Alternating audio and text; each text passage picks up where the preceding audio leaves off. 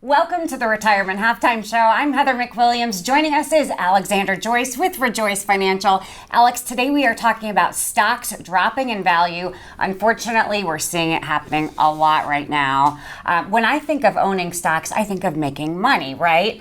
But if you lose more than you gain, is it worth it? For example, I have a stock I did a lot of research in. It dropped by 50%. Should I sell or should I hold? It's tough, you know. I mean, a drop.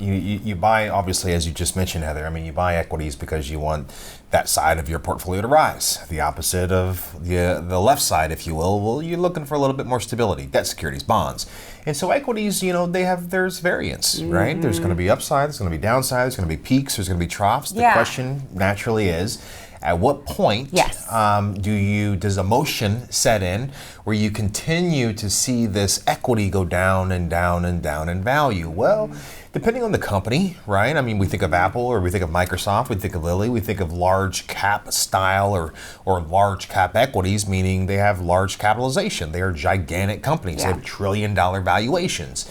And so generally that would be a stock naturally that would be on sale. And so you should, naturally cost dollar average into that where you're buying more shares at a deeply discounted price. But, over time, it does become, again, emotional. And you say, you know what?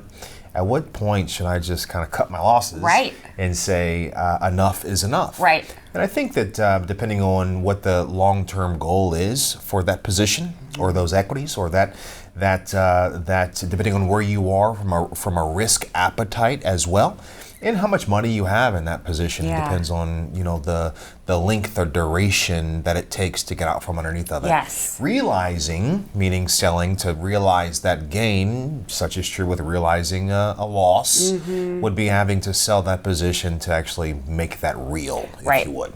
So you talk about this, it makes me think of the oil crisis that happened back in 2015, right? We saw an oversupply of oil and companies saw their share prices decrease, right? So everybody was just dropping those stocks. We know that was a temporary thing and it came back. So that's where the emotion comes into play. It is. You think of ExxonMobil or you think of BP or you think of these large oil manufacturers where something like that is just, it's of course a thing in the past now, but then it was real and it was catastrophic. And it's like, how long can that last? When you think the same thing, Heather, when we think of like the Great Recession of 2008, right? 2007 through 9, where the market had actually dropped down 53.1%. Now, yes, that took years to recover from. And again, when the market or when an equity drops down 50%, it needs to go back up 100% to be whole. And so given that time, and that hold, if you will, that could take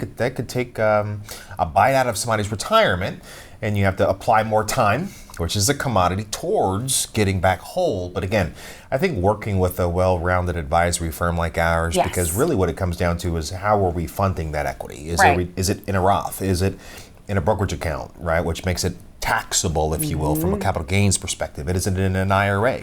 Is it what type of asset is it? And then I think once we understand what the, again, short-term, mid-term, long-term goal is, we can make those decisions based on, taxes and based on efficiency to either buy, hold, or sell. Yeah, and that's what I love about you guys. You're a holistic firm. You do it all. You're a one-stop shop. It is free to come talk to you. Always. And you guys are level-headed in your thinking, which I love. If somebody is interested in coming in, talking to you, what is the best way to go about doing that? Naturally they can call, 317-903-9157, or they can go to our website, ReJoyceFinancial.com. As you just mentioned, Heather, it doesn't cost anything, outside of time. Yeah. And that is the courage people need to have in the leap of faith that we are asking, if you will, to give us a little bit of time to come in for what we call a visit. Yeah. Costless. Never hurts to get a second opinion. It sure does. And as always, Alex, great information. And we will be right back. Stick around.